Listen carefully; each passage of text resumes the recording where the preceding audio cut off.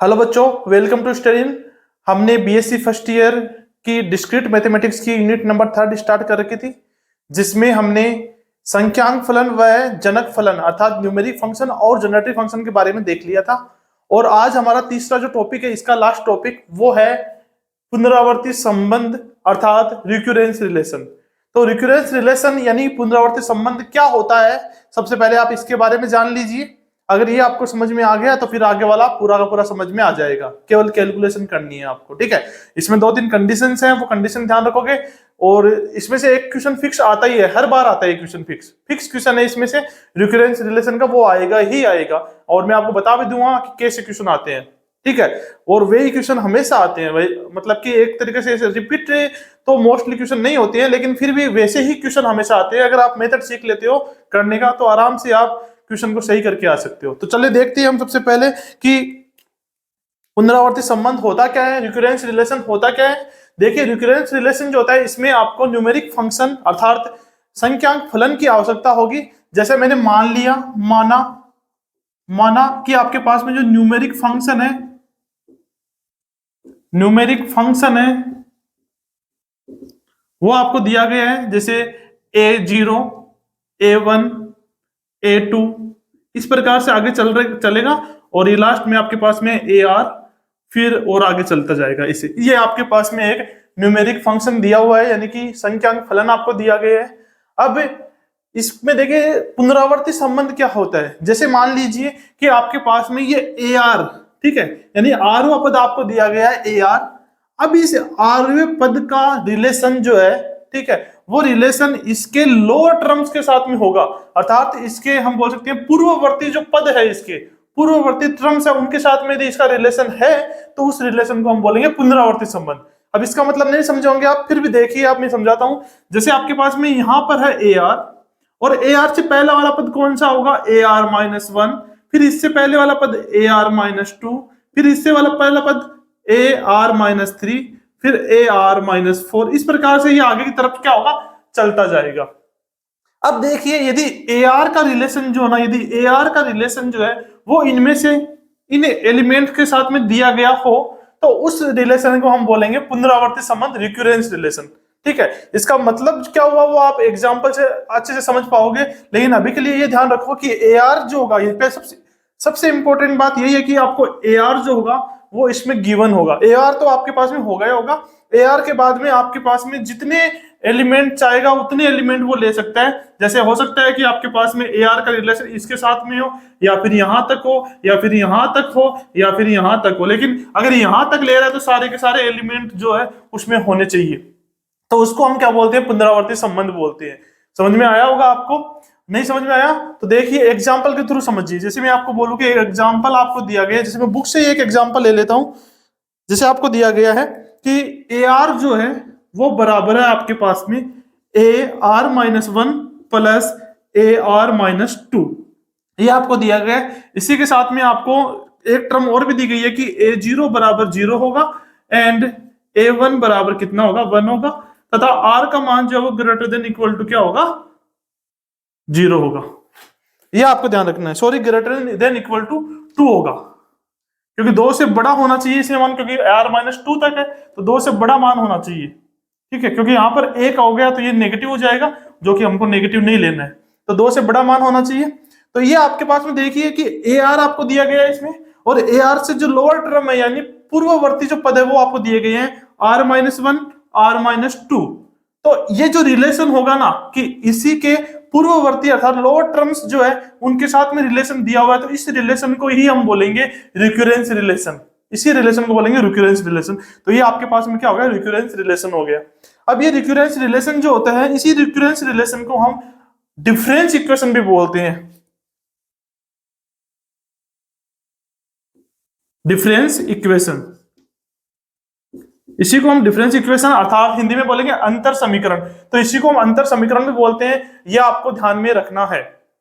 जैसे देखिए कि इसके और भी एग्जांपल्स हैं, जैसे ये पहला एग्जांपल हो गया। दूसरा एग्जांपल देखो, जैसे ये मैं इसी में से ले लेता हूं बुक में से, वैसे आप कुछ भी ले सकते हो। जैसे ये ar आ गया -3 ar-1 आ गया प्लस 2ar-2 आ गया, और बराबर 0 आ गया। तो ये आपके पास में आ गया। और यहाँ पर भी क्या होगा, आर का मान जो होगा वो ग्रेटर देन इक्वल टू 2 होना चाहिए। तो ये आ गया आपके पास में। देखिए यहाँ पर ए आर भी है, इससे लोअर टर्म ए आर माइनस 1 और ए आर माइनस 2 भी है। इसका मतलब ये क्या है, आपके पास में रिक्यूरेंस रिलेशन है।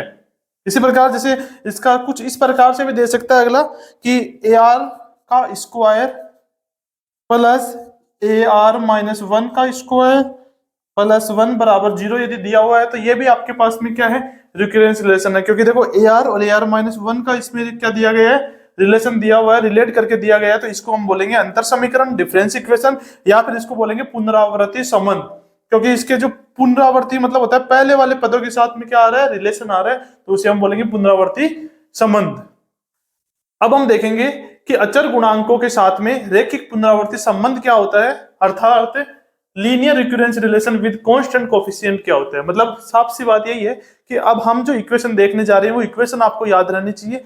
वो इक्वेशन है आपकी रैखिक पुनरावृत्ति संबंध की। तो देखिए रैखिक पुनरावृत्ति संबंध की जो इक्वेशन जो होती है वो क्या होती है, वो आपको ध्यान में रखनी है। जैसे मैं बोलता हूं आपको कि आपके पास में कोई न्यूमेरिक फंक्शन आपको दिया गया है, न्यूमेरिक फंक्शन आपको दिया गया है, और न्यूमेरिक फंक्शन जो वो कुछ इस प्रकार से है कि a0 फिर a1 फिर a2 और ऐसे कर फिर यहाँ पर ar है, और ar से पहले और भी पद होंगे, जैसे ar माइनस 1 हो गया, ar माइनस 2 हो गया, इसी प्रकार आगे चलते जाएंगे। और यहाँ पर कहीं पर ar माइनस के भी आपको मिल सकता है, और ये फिर ये आगे की तरफ ये बढ़ जाएगा। तो ये आपको एक न्यूमेरिक फंक्शन दिया गया है।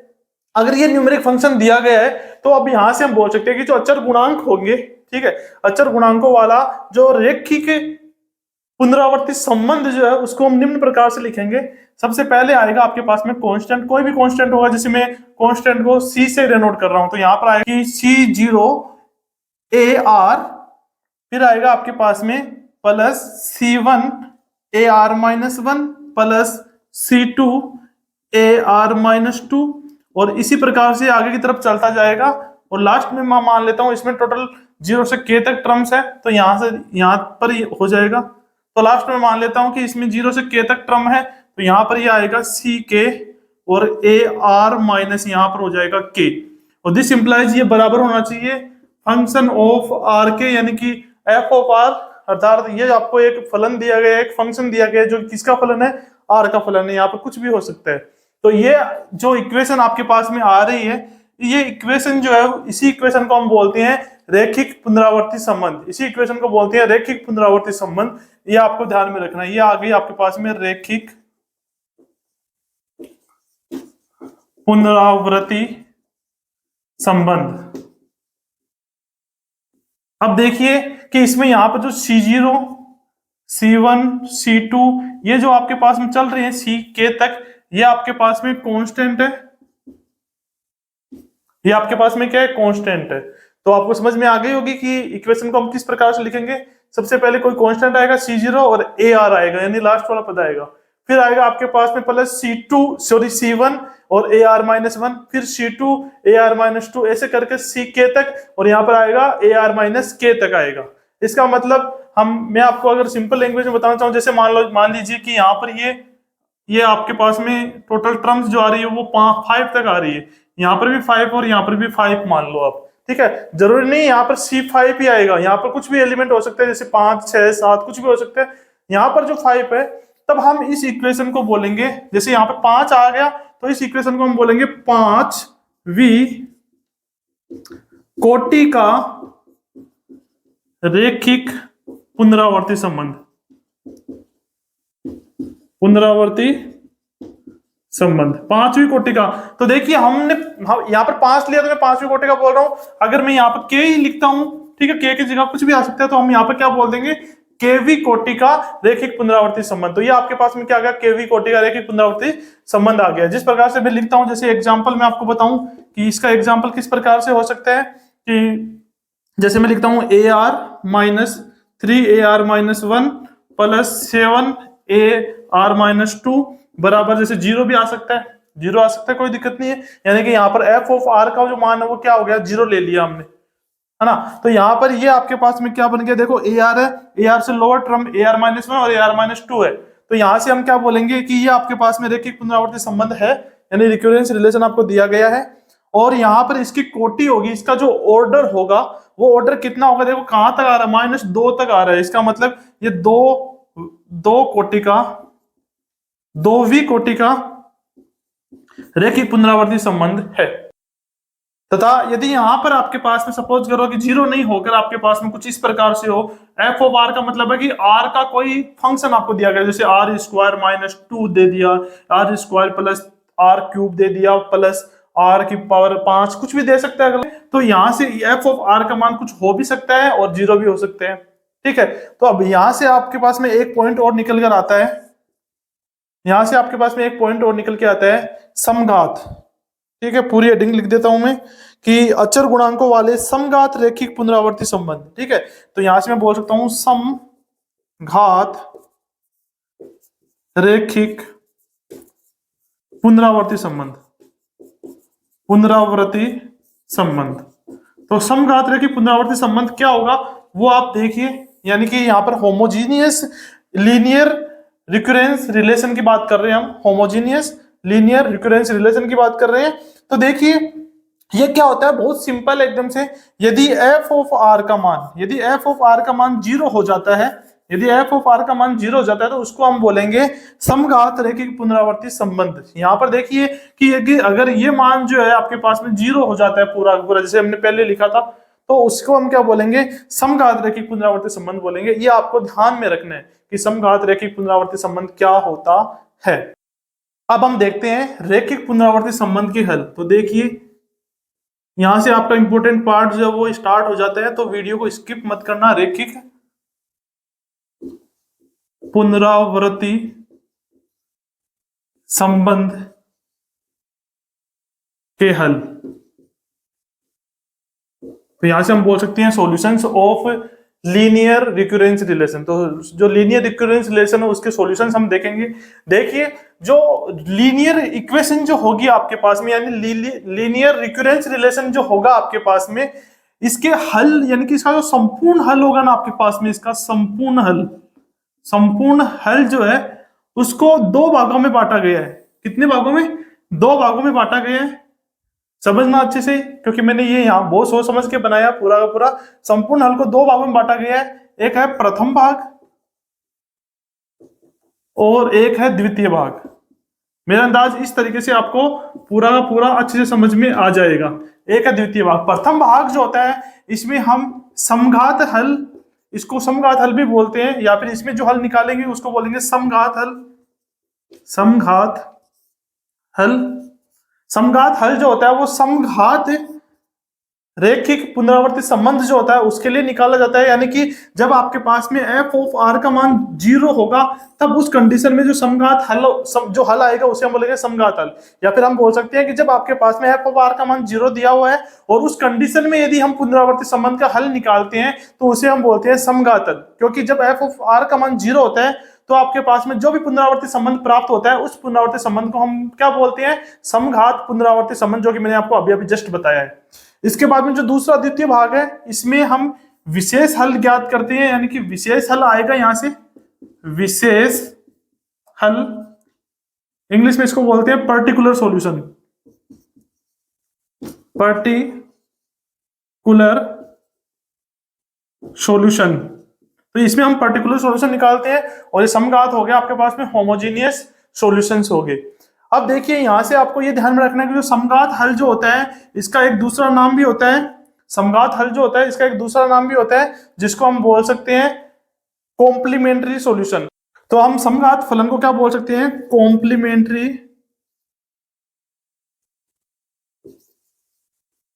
कॉम्प्लीमेंट्री फंक्शन, यानी कि हिंदी में इसको बोलते हैं पूरक फलन। पूरक फलन, पूरक फलन इसको शॉर्ट में बोला जाता है CF, यानी कि हम डायरेक्ट ऐसे ही बोलेंगे कि CF ज्ञात करना है। और दूसरा विशेष हल जो होता है इसका दूसरा नाम होता है आपके पास में PI, यानी कि पर्टिकुलर इंटीग्रल, यानी कि विशेष समाकल जिसे हम बोल सकते हैं, पर्टिकुलर इंटीग्रल, जिसको हम PI भी बोलेंगे।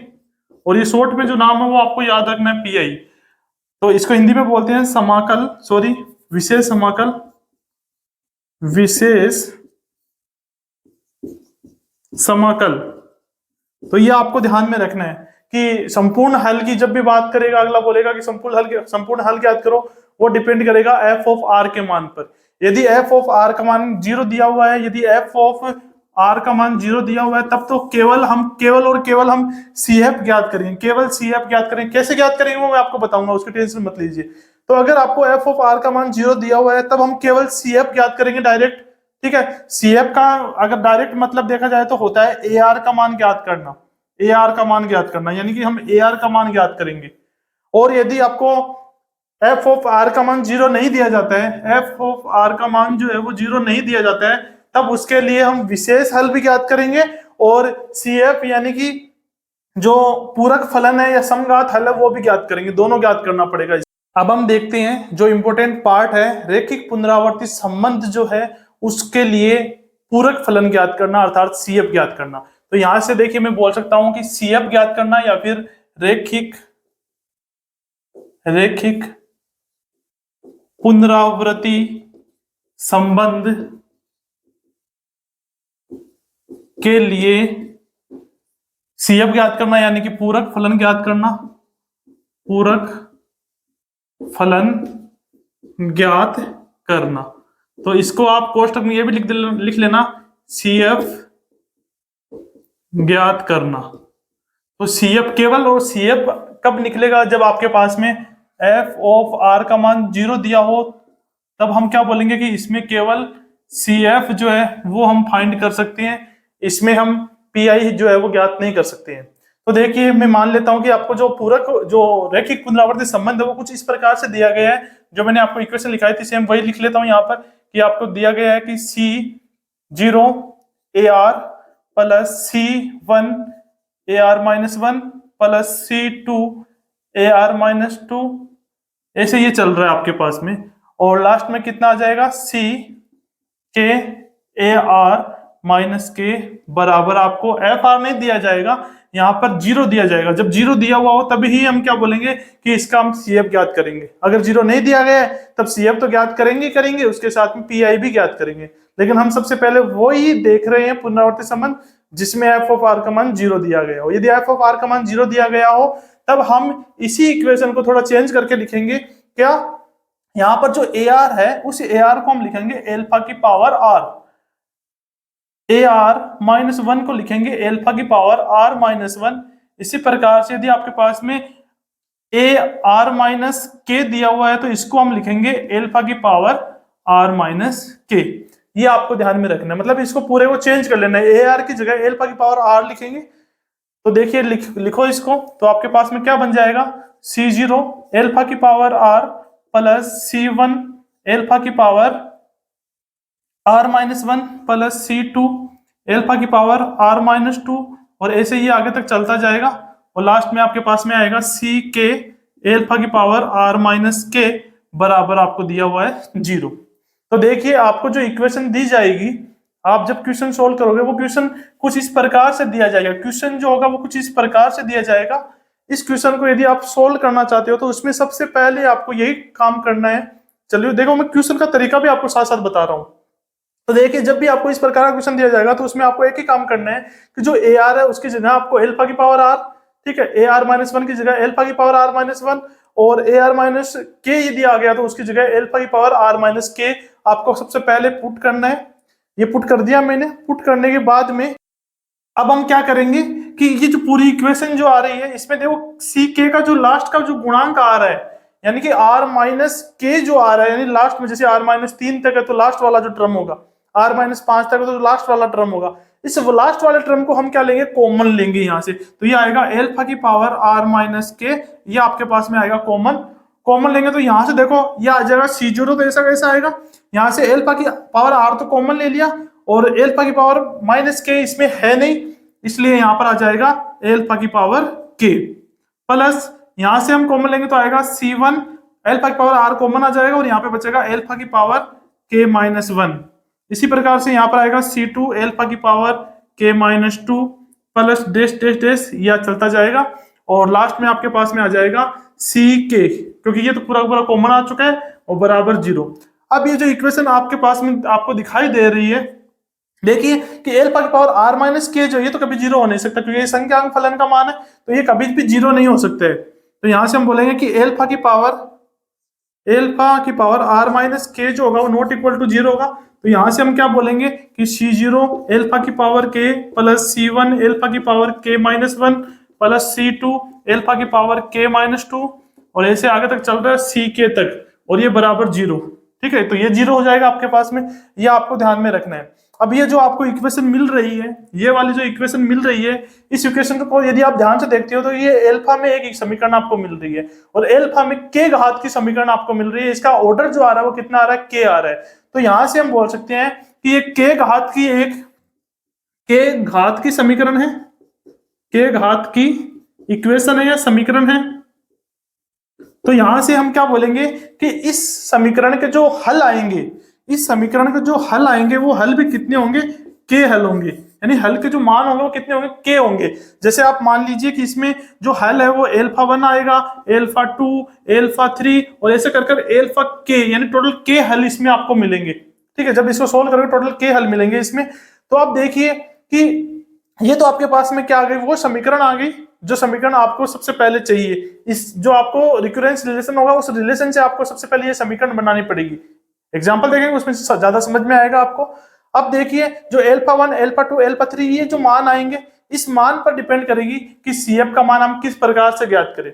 ये जो मान होगा इसी मान पर डिपेंड करेगी कि सीएफ का मान हम किस प्रकार से ज्ञात करें। तो यहां से आगे हम देखते हैं केस के फॉर्म में। जैसे मैं बोलूं आपको केस फर्स्ट दिया गया है, केस फर्स्ट क्या दिया गया है कि हो सकता है कि ये जो आपके पास में एल्फा 1 एल्फा 2 ये जो मान मिले हैं ये मान वास्तविक हो तथा भिन्न हो। तो हो सकता है कि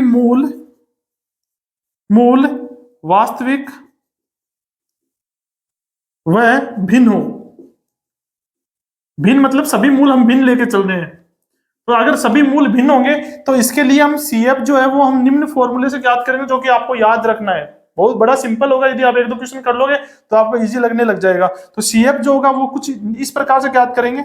इसमें हम कांस्टेंट लेके चलेंगे। देखो C0 C1 तो हम ऊपर यूज कर रहे हैं तो आपको कंफ्यूजन होगा, इसलिए हम थोड़ा अलग कांस्टेंट यूज कर लेते हैं। जैसे मैं बोलूँ कि A1 आएगा, और फिर आपके पास में जैसे एल्फा 1 आ रहा है तो यहाँ पर आएगा एल्फा 1 की पावर R, प्लस A2 आएगा एल्फा 2 की पावर आएगा R, प्लस A3 आएगा और एल्फा 3 की पावर आएगा R। इस प्रकार से आगे चलता जाएगा, और एक के आ जाएगा और एल्फा के की पावर आ जाएगा आपके पास में R। तो इस प्रकार से हम क्या लिखेंगे, सीएफ का हल ज्ञात करेंगे। तो ये आपके पास में सीएफ का मान आ गया। ठीक है, फिर दूसरा केस देखो क्या बनता है। केस सेकंड होता है आपके पास में, हो सकता है कि कुछ मूल बराबर हो और कुछ मूल अलग हो सकता है ऐसे। तो मैं यहाँ पे ले लेता हूं कि कुछ मूल समान हो, तो कुछ मूल समान हो इतना लिख लेते हैं। अगर कुछ मूल समान हो गए तो कुछ मूल क्या आपके पास में भिन्न भिन्न है, समझ जाओगे आप यहाँ से। तब इसके लिए जो सीएफ होगा ना वो हम देखो किस प्रकार से लिखेंगे। देखिए मैंने बोला कुछ मूल समान है, तो मैं मान लेता हूं कि आपके पास में जैसे एल्फा 1 बराबर होगा एल्फा 2 बराबर होगा एल्फा 3 बराबर होगा एल्फा 4। मैं मान लेता हूं कि ये चार मूल आपके पास में क्या बराबर दिए हुए हैं, और उसके आगे वाले एल्फा 5 6 7 8 जितने भी है वो सारे के सारे भिन्न भिन्न है। तो मैं इन चारों को आप क्या मान लेते हैं, हम बराबर मान लेते हैं, और इन चारों को मैं मान लेता हूं कि चार आपके पास में किसके बराबर आ रहे हैं, एल्फा के बराबर आ रहे हैं। तब यहां से हम सीएफ क्या लिखेंगे, बड़ा ही इजी है लिखना एकदम से, कि हम कांस्टेंट लेंगे A1 प्लस फिर आएगा A2R plus A3R square plus A4 R की पावर 3, यहां तक आपके पास में आएगा। और फिर देखिए प्लस, अब देखो आपके पास में आगे वाले यानी एल्फा 5 एल्फा 6 वो सारे भिन्न भिन्न आ रहे हैं, इसलिए सेम वैसे ही लिखेंगे जैसे ऊपर वाला लिखा है। तो फिर अगला आएगा आपके पास में A5 आएगा कांस्टेंट, और एल्फा 5 की पावर R आ जाएगा, प्लस A6 आएगा एल्फा 6 की पावर R आ जाएगा, और ऐसे ये चलता जाएगा A के एल्फा के की पावर R। इस प्रकार से ये चलता जाएगा आपके पास में। तो सीएफ इस प्रकार से हम ज्ञात करेंगे यदि आपको क्या दिया गया हो, कुछ मूल समान और कुछ मूल अलग दिए गए हो। जो समान मूल होगा उसमें हम लिखेंगे A1 plus A2R plus A3R square plus A4R square. चार मूल समान है तो इसमें कांस्टेंट कितने आएंगे, चार आएंगे। ऐसे याद रखना कि चार कांस्टेंट आएंगे इसमें, ये आपको ध्यान में रखना है। इसके बाद में आपके पास में जो तीसरा केस होगा, जो कि इंपॉर्टेंट केस है आपके पास में, ये तीनों के तीनों ही केस आपके लिए बहुत ज्यादा इंपॉर्टेंट है, तो आपको ये ध्यान में रखना है। तो यहां से आपके ये तीनों के तीनों केस इंपॉर्टेंट होंगे। केस थर्ड की बात कर लेते हैं हम पहले। देखो केस थर्ड जो होगा वो क्या हो सकता है, हमने देखा कि सभी के सभी मूल भिन्न हो, कुछ मूल समान कुछ मूल भिन्न हो।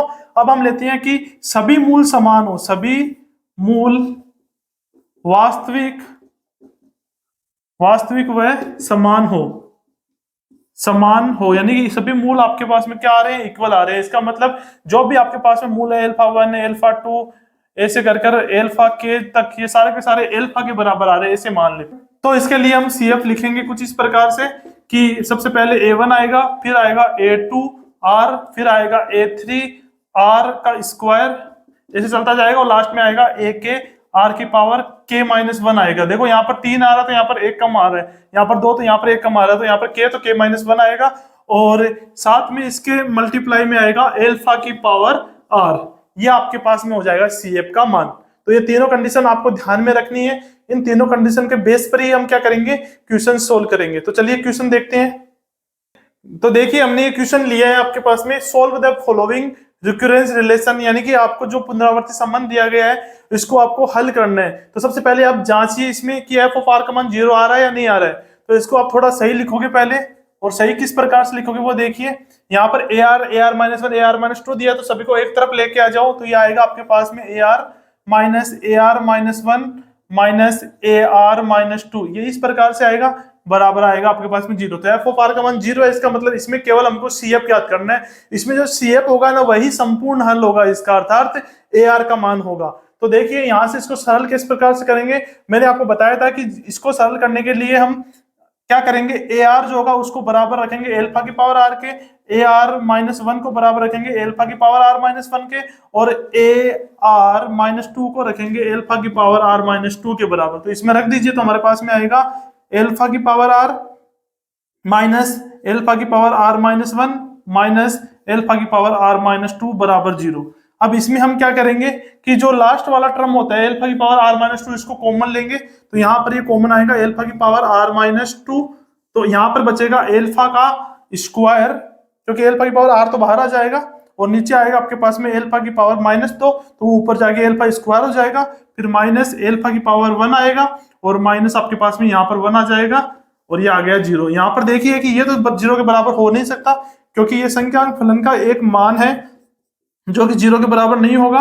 तो यहां से हम बोलेंगे कि अल्फा स्क्वायर माइनस अल्फा -1 जो है वो 0 के बराबर है। तो यहां से हमें अल्फा के मान निकालने होंगे, और यहाँ पर देखिए पावर कितनी आ रही है, मैक्सिमम 2 पावर आ रही है। इसका मतलब यहाँ पर 2 मान होंगे, एक होगा अल्फा 1 और एक अल्फा 2। ये जो इक्वेशन आपको दिखाई दे रही है वो एक क्वाड्रेटिक इक्वेशन है, और क्वाड्रेटिक इक्वेशन जो होती है उसके लिए हमें पता है कि हम सीधे सूत्र से हम क्या ज्ञात कर सकते हैं, इसका हल ज्ञात कर सकते हैं। तो देखिए यहाँ से अल्फा का जो मान आएगा वो कितना आएगा, -b होता है सबसे पहले, तो यहाँ पर ये प्लस का 1 हो जाएगा, फिर प्लस माइनस वर्गमूल या अंडर रूट, सबसे पहले आएगा b का स्क्वायर अर्थात 1, फिर माइनस, और यहाँ पर आएगा 4ac, तो 4 a का मान 1 है, c का मान -1 है, तो प्लस हो जाएगा, अपॉन आएगा 2a, a का मान कितना है 1 आ रहा है, तो ये आ गया आपके पास में। तो यहाँ से हम बोल सकते हैं कि ये आएगा 1 प्लस माइनस वर्गमूल 5/2। तो यहाँ से आपके पास में अल्फा 1 का मान जो है वो आ गया 1 प्लस वर्गमूल 5/2, और अल्फा 2 का मान आपके पास में आएगा 1 plus root 5/2, sorry 1 minus root 5/2। ये आपके पास में क्या आ गया, मान आ गए।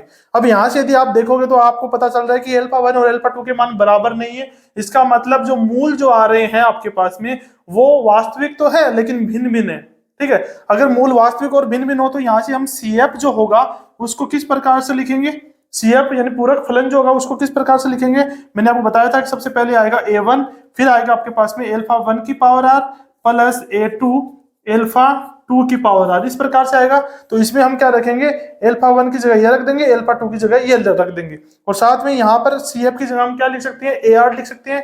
तो देखिए इसको हम कुछ इस प्रकार से लिख सकते हैं कि ये आएगा AR बराबर A1, और पहले आएगा अल्फा 1 कितना है 1 प्लस रूट 5, तो 1 प्लस रूट 5/2 की पावर आ जाएगा R, और फिर प्लस A2 आएगा, और ये आएगा 1 माइनस रूट 5 अपॉन 2 की पावर आएगा r।